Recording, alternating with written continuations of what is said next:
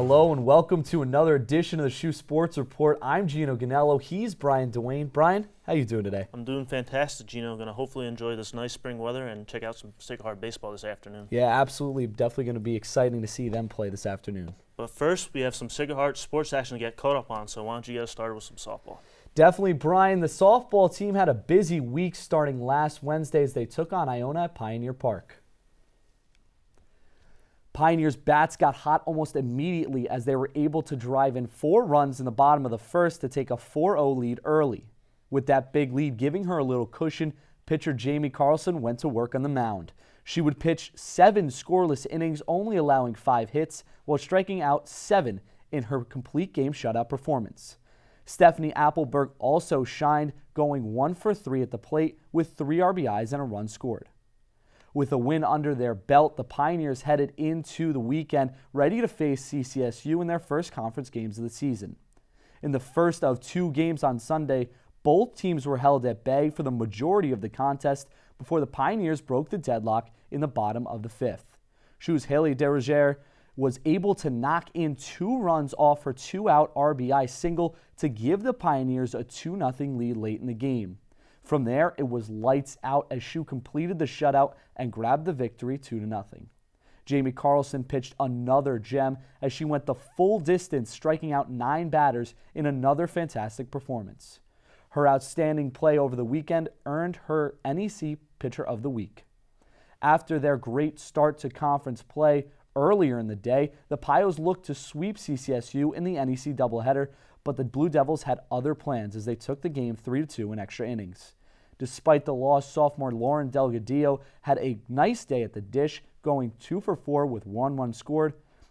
Kristen McCann also had quite the game with a season-high 13 strikeouts versus the Blue Devils. The Pioneers look to get back on track tomorrow as they travel to Rhode Island to take on another conference opponent in the Bryant Bulldogs.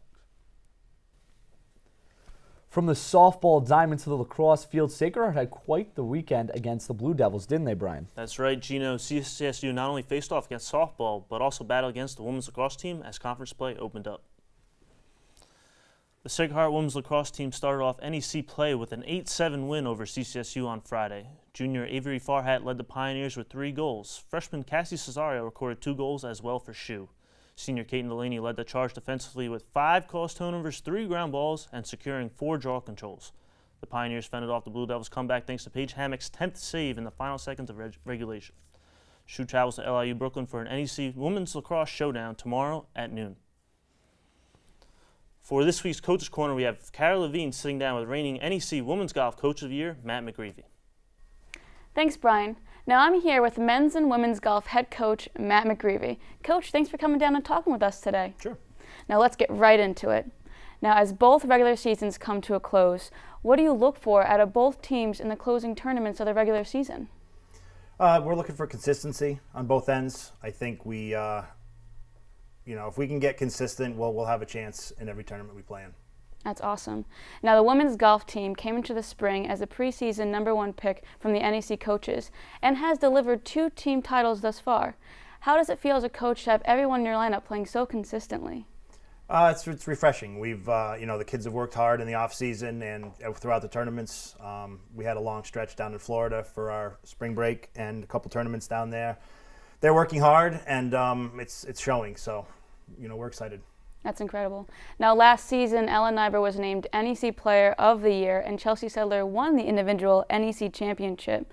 How do you look to best last year's 2nd place and finish up the NEC Championship with this talented group? I think consistency is going to be the key. Mm-hmm. We've relied on those 2 all season to be our leaders, both on and off the golf course, and I think if we can get the back end of our lineup to play a little more consistent and put up some numbers, we'll have a great chance. That's awesome. Now, moving on to the men's team. The men's team had a little up and down this spring thus far, but what do you think is the best ways to improve on the men's team going on to finish off the season?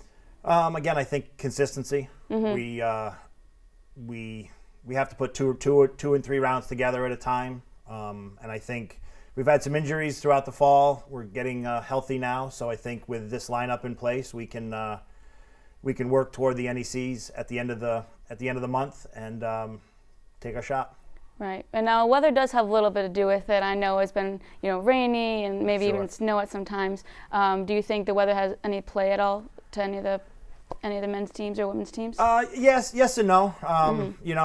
We try not to focus on the things we can't control. So as much as it does get in our way, we just try to make sure we can we do what we can do, and the weather's just out there. So we're going to play in it no matter what. If the golf course is open, we're going to play. So I think we haven't had as much practice as we'd like, but I'm sure that's the case for most New England schools. So, but I think we're right where we want to be heading into the weekend and beyond. Well, it's supposed to be beautiful out, so hopefully everything works well. Now, that's all the time we have for this week's Coach's Corner. I want to thank you, Coach, for coming down and talking to us a little bit about your end of the 2017 season for both golf teams. Now we'll send it over to Adam Chambers with this week's segment of the Update Corner. Adam, take it away. For this week's Update Corner, we'll start off with a busy week for both men and women's track and field teams, as they competed in 3 different meets with standout performances. Starting with the women's team, freshman Jillian Kilmer made her debut in the women's heptathlon, finishing with a score of 3,813 points. Kilmer finished second in the meet. The distance squad competed in the Sam Howell Invitation on Friday night, where several athletes had standout performances. Junior Tara Connolly crushed her personal best in the 5,000 meters by nearly 40 seconds, winning her heat in the time of 17 minutes and 21.8 seconds. She now leads the NEC in her event by more than 20 seconds, while also remaining at the top of the 3,000 meter steeplechase. The 2016 Outdoor NEC Thrower of the Meet, Marina D'Amelia, took third in the hammer throw with an ECAC and New England mark of 183 feet and 1 inch. D'Amelia beat out the NEC competition to claim first place ranking in her conference so far this season. For the men's track and field team at the Sam Howell Invitational, Trevor Guerrero placed third in the 800 meters event with a time of 1 minute and 53.32 seconds. During the George Mason Spring Invitational, Jeffrey Young took 8th out of 38 qualifiers. In the 110 hurdles with a 14.92 seconds, the rookie currently ranks 6th in his event in the NEC. In the pole vault event, Giuseppe DeLucia took 3rd in the height of 4.2 meters. His performance ranks him 2nd in the NEC. Patrick Diorio placed 8th out of 26 finishes, setting a new personal best with a distance of 53.72 meters. Diorio now places 7th overall in the NEC in his event. Sacred Heart Equestrian was a strong competitor in the IHSA Zone 1 Hunt C Championships. The team placed 3rd overall, just 2 points behind the 2nd place University of Rhode Island. Melissa Dander took 1st in the individual open fences, qualifying her for nationals. She also took 2nd in the Collegiate Cup Open Flat and 3rd in open fences. Her performance garnered her as a high point rider. Cecilia Mathon placed 1st in the Collegiate Cup Walk Trot Canter. Carrie Ann Johnson, Devin Connolly, and Tori Scognamiglia all placed top 3 in their respective events. The Pioneers are back in the saddle for the IHSA National Championship in Kentucky starting May 4th. The Sacred Heart men's tennis team had a hard fought to earn a conference win against St. Francis Brooklyn on Sunday. Their 5-2 victory was aided by a complete sweep in doubles, winning all 3 matches. In singles competition, the Pioneers walked away with 4 out of 6 matches. That's all we have for this week's Update Corner. I'm Adam Chambers. Back to you guys at the desk. The Sacred Heart baseball team has been fighting hard this season and snapped an 8-game losing streak with a solid comeback win over Yale on Tuesday. The Pioneers began their comeback victory as the game started 6-1 through 4 innings favoring the Bulldogs. With 2 outs in the top of the 5th, Anthony Capizzello and Kevin Zapelski both brought in an RBI. In the next at-bat, Ted Shaw would bring in another 2 RBIs with his double, closing the gap 6-5. In a wild top of the 8th inning, Austin Markman and Shaw would both find home plate off a wild pitch. Cody Oil would then make his way to home on an error by a third baseman, allowing the Pioneers to take an 8-6 lead. In the top of the 9th, P.J. DiFilippo would crack a single to left field, bringing in Markman to seal the win 9-6. Markman would help the Pioneers on the mound and get the win, holding the Bulldogs 1 hit in the last 3 innings. The Pioneers host the Knights of FDU for a 4-game series starting today at 3 p.m. Hopefully that they can get that much-needed win, and it gives them momentum as they head into the bulk of conference play. That's right, Gino. They're only 5 games in the conference play with plenty of time left to get things going. Now moving to a team that is coming to the end of their season, Brian. Last Friday, the men's volleyball team hoped Lightning would strike twice as they took on number 12 Penn State in an EIVA matchup at home. Pioneers came out of the gates hot, jumping out to a 5-point lead early in set number 1, 12-7. The Nittany Lions would try to claw their way back into the game for the remainder of the first set, but the Pioneers' defense was just too good, forcing them into 7 hitting errors before the set was over. With the help of some powerful offense, SHU was able to take set 1, 25-22. The second set would be much of the same as the Pioneers were able to take a big 19-12 lead off of 3 straight kills to put Penn State in a hole once again. Despite the Nittany Lions showing some fight towards the end of this one, a Blake Cox kill would end set 2, 25-19, in favor of the Pioneers. Looking to break the brooms out for not only the match, but for the season sweep, the Pioneers had nothing but sheer determination on their faces. Penn State would jump out to an early 3-point lead, but the Pioneers tied it back up midway through the third set. It would be a battle from there as each team took the lead a few more times before the score was all tied up at 26. A couple of huge plays by Taylor Bloomquist would earn the Pioneers the 28-26 win in set 3 and the 3-0 match victory.